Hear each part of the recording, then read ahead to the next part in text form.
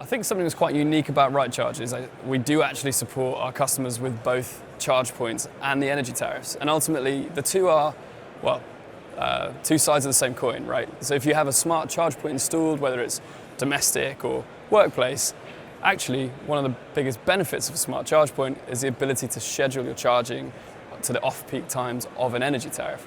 So we help drivers with the charge point first, and then we bring them back in to get the right energy tariff at home or work. Our goal is to make it really easy to get set up with charging, whether you're a homeowner or a business. Ultimately, there's a plethora of different options when it comes to hardware, and figuring out which one's right for you is really tough. So we've built a platform that asks a few questions. From that, gives you a recommendation on which charge point is correct, and then, importantly, connects you to the installation company that can do that. And we've built up a network now of almost 100 trusted installation companies across the country who can carry out that for our customers. When petrol prices first increased back, I think around September last year, there was a quite publicly reported spike in EV demand, and our sector, which I suppose is charge point installations and tariffs, follows that demand very closely. So we saw an equivalent uptick in demand there.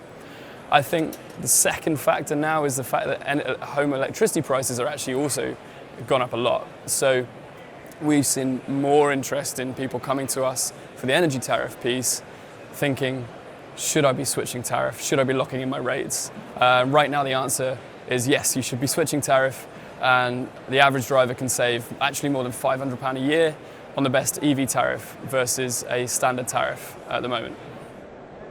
The most expensive pieces of getting a charge point installed is actually not the charge point itself, it's the wiring within your house to bring a more high power cable to the front of your driveway. The great thing about this policy is that the 100, 200,000 houses we're building a year now, any of those with off-street parking will have that wiring already. So that person who buys that home is going to have either a cheaper installation or a free charge point.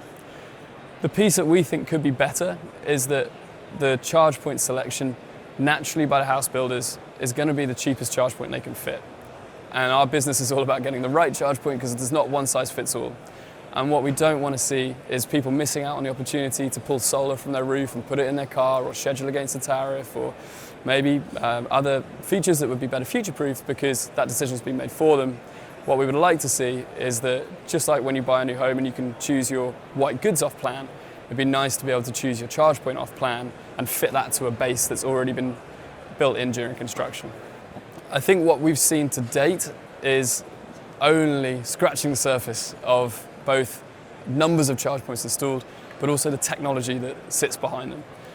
The first level of smart charging, if you like, is the ability to schedule your charge to an off-peak tariff.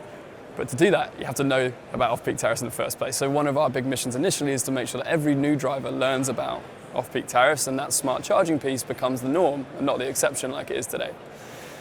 There's going to be some amazing developments in smart charging over the next 5 years, and one of them is going to be far more advanced systems to actually optimize your charging even more, so that when we've got millions of cars on the road, the national grid has the power to move demand around a little bit through the night in a way that doesn't impact the driver's experience. And actually the driver could end up earning from that. And then the next development is going to be vehicle to grid, which your listeners might have heard about. And that's the concept of not just pushing power into a car, but also pulling power out. And that's where it gets really exciting. And by 2030, we could have 10 million electric cars plugged in around the country, ultimately almost acting like a distributed energy storage system to soak up excess renewables and then pump that back into the grid. And the experience as a driver is that you plug in and you get paid whilst you sleep. So that's an exciting future.